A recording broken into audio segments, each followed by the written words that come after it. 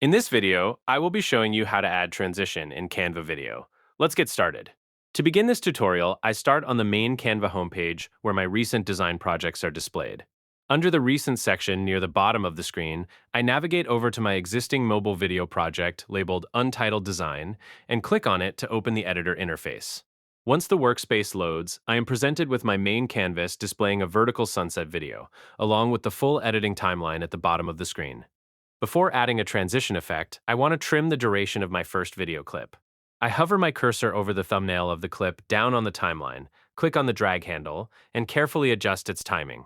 I watch the duration readout as I drag, trimming the clip down until it reaches an exact duration of 3 seconds. With the first clip set, I right-click directly on the video thumbnail in the timeline to bring up the pop-up menu options.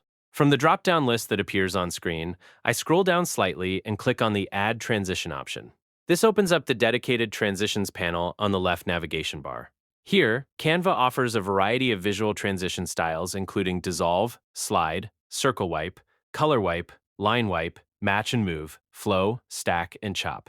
As I hover my mouse over the different transition cards, the canvas live previews each effect, showing how smoothly the video transitions from the palm tree sunset into the next clip. I select the flow transition option by clicking on its card. Once selected, additional adjustment controls appear below in the panel. I drag the duration slider to customize the timing, reducing it from 1.5 seconds down to 0.5 seconds for a faster scene change.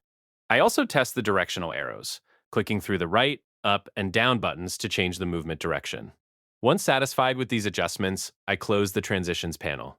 I drag the playhead back to the 0-second mark at the start of the project and click the play button to preview the video and verify that the flow transition smoothly bridges the two clips together. And there you have it. That's the complete process of how to add transition in Canva video.